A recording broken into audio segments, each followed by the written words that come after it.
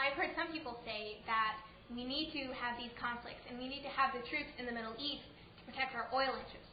How would you approach that situation? And at home, how do we approach the issue of rising fuel costs and oil dependence? Yeah, and they're both related.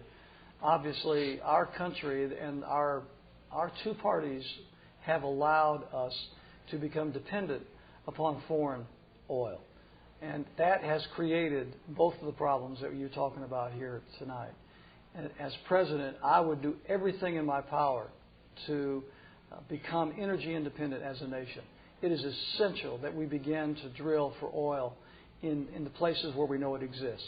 In Alaska, in the Dakotas, offshore. We know the oil is there. We know the natural gas is there.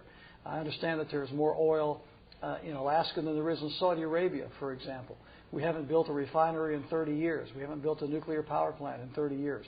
It is absolutely essential that America begin producing our own energy. And as President of the United States, that's exactly what I would do. Thank you.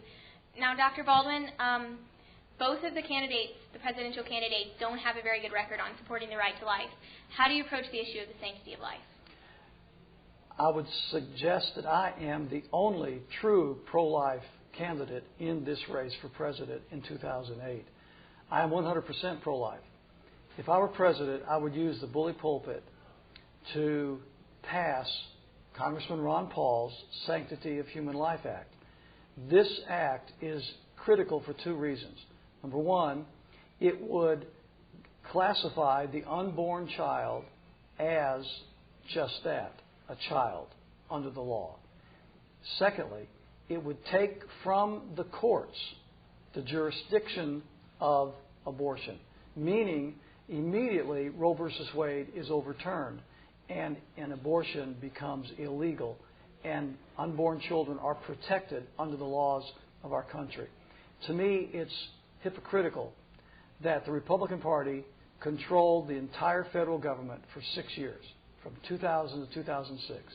A Republican president, Republican House, Republican Senate, and they did nothing to stop abortion or to overturn Roe v. Wade.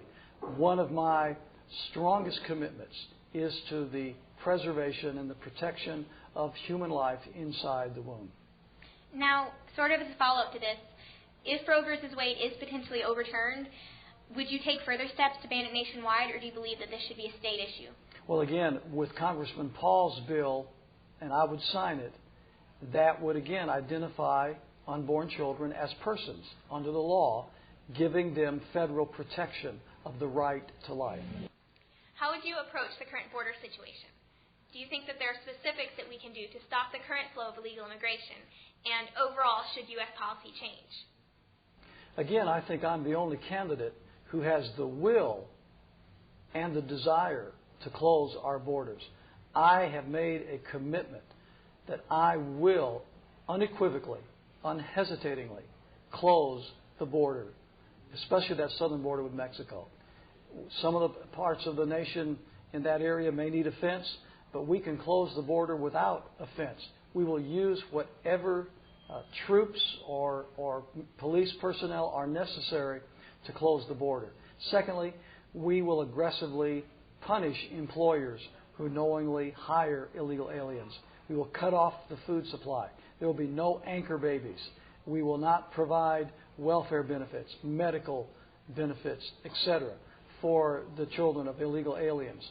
We will close the border and we will protect the ports of this country under my administration. And again, I would like to reemphasize that if John McCain or Barack Obama become president, either one of them, they will not close. They both have a record where that they are supportive of allowing open borders, amnesty for illegal aliens, et cetera, et cetera. There's basically no difference in their policies.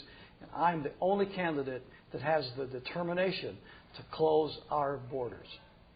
A lot of people recently have been raising a lot of unanswered questions about the events of September 11th, 2001. Would you as president support an independent investigation into 9/11? I would. Like you, I think that that's well put. I think there are unanswered questions. I believe that one of the things that's very critical in a free country is that the people trust their government. And right now, I believe that the trust, or the level of trust, for especially the federal government, is at an all-time low. And I believe that there are many unanswered questions regarding 9/11. And as president, I would favor and I would authorize an independent investigation of the events surrounding 9/11. It has been said that our nation is either headed towards or already in a recession. What do you think the government's approach should be for handling the economy? Right. I think we are in a recession. And I believe that the majority of the American people also think that we're in a recession. The number one cause for this is the oil situation. The rising cost of oil is the foundation for this recession that seems to be growing at an ever-alarming rate. I'll go back to an earlier answer. I think it's absolutely essential that we gain control of our energy. I think we've got to get the federal government out of the way. The Department of Energy is a hindrance.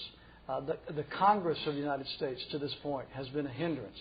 Both parties have hindered the production of oil. The government stipulations, regulations, and restrictions are so egregious that we have not built a power plant, we have not built a refinery in over 30 years. We absolutely must regain control of our own energy production.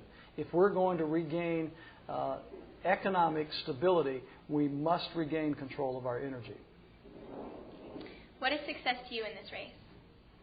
Well, first of all, it's winning. And we have every intention of doing that.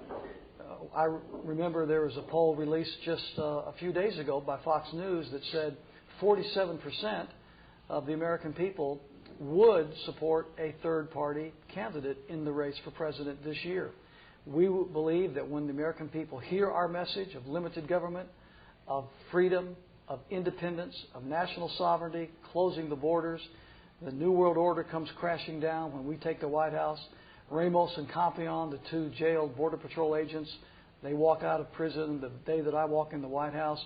When they begin to hear our message of freedom and hope, I believe that the American people will recognize the distinctiveness of our message. And so we're looking forward to a very great debate on the issues, and we believe that truth is on our side and that we will prevail. Thank you.